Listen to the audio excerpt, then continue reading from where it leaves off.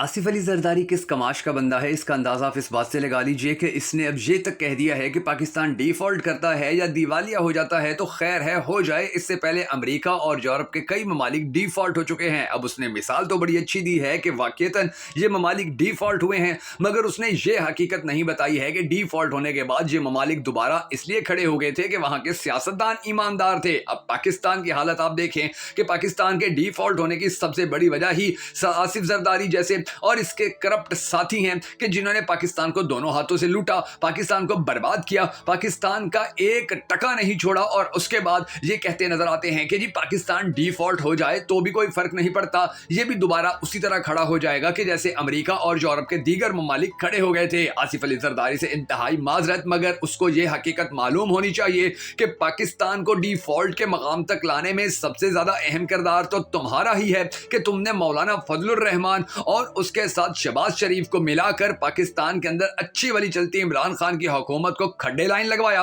और फिर इन चोरों को पाकिस्तान के ऊपर मुसल्लत करवा के अपने बेटे को वजारत दिलवा के पूरी दुनिया के सैर सपाटे करवाते रहे। और जब पाकिस्तान के पास उसके सैर सपाटों के लिए डीजल और पेट्रोल भी ना बचा तो फिर उसको घर बिठा के अब तुम ये भी कहते नजर आते हो कि अगर हमारी बातें नहीं मानी जाएंगी तो हम वफाकी हुकूमत से अलहदा हो जाएंगे। आसिफ जरदारी, तुम ही वो शख्स हो कि जिसकी वजह से पाकिस्तान डिफॉल्ट हो रहा है। और तुम जैसे शख्स जब तक पाकिस्तान में रहोगे, तुम जैसे सियासतदान जब तक पाकिस्तान की सियासत के अंदर इन्वॉल्व रहोगे, तब तक पाकिस्तान का अंजाम इसी तरह होता रहेगा कि जिस तरह से अब होता नजर आ रहा है। तुम लोगों की बेहिसी तो इस कमाल दर्जे को पहुंची हुई है कि तुम लोगों के अपने बच्चे जब पैदा होते हैं तो वो अरबों खरबों डॉलर्स के मालिक होते हैं, जबकि पाकिस्तानियों का जब एक आम बच्चा पैदा होता है तो वो लाखों डॉलर का मकरूज होता है तुम्हारे में। और आम पाकिस्तानियों के अंदर ये फर्क है कि तुम्हारे घोड़े और तुम्हारे कुत्ते भी वो खुराकें खाते हैं कि जो पाकिस्तान के आम शहरी को दस्तयाब नहीं। तुम्हारे घोड़े सेब खाते हैं जबकि पाकिस्तान के गरीब बच्चे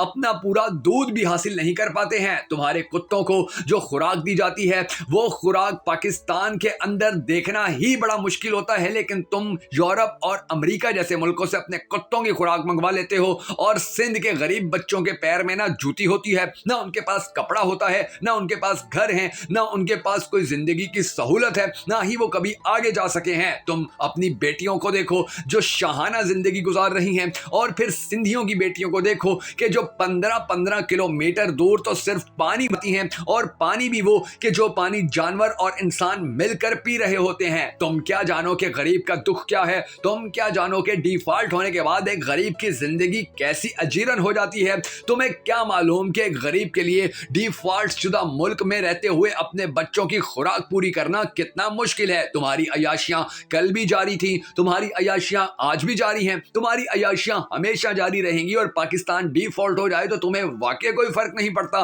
क्योंकि तुम्हारी सारी दौलत, तुम्हारे सारे कारखाने, तुम्हारी सारी इन्वेस्टमेंट तो यूरोप और अमेरिका जैसे मुल्कों में पड़ी है। पाकिस्तान दिवालिया हो जाएगा तो तुम्हें इससे क्या फर्क? तुम अपना बोरिया बिस्तरा गोल करोगे और पाकिस्तान से रफू चक्कर हो जाओगे। इसलिए ना तुम ये बात करोगे पाकिस्तान डिफॉल्ट हो रहा है तो होता रहे, ना तुम ये बात करोगे पाकिस्तान डिफॉल्ट हुआ तो हमें दुख होगा या हमें खुशी होगी। तुम ऐसे बेहिस लोग हो कि जिनको ये फिक्र ही नहीं है कि अगर पूरा पाकिस्तान भी भूख से मरता रहे तो तुम ये सोचोगे कि इस भूख में से अपनी कमीशन कैसे निकालनी है या अपनी करप्शन के रास्ते कैसे निकालने हैं। अल्लाह तबारक व तआला तुम जैसे सियासतदानों से पाकिस्तानियों की जान छुड़वाए। अगर आप भी इस दुआ में शामिल होना चाहें तो कमेंट सेक्शन के अंदर आमीन जरूर लिख दीजिएगा। और अगर अब तक आपने अपने मोस्ट फेवरेट चैनल को सब्सक्राइब नहीं किया है तो बगा फैक्ट्स को सब्सक्राइब करने के साथ साथ बेल आइकन प्रेस करना हरगिज मत भूलिएगा, ताकि आपको हमारी तमाम तर वीडियोस इसी तरह बर वक्त मौसूल होती रहें।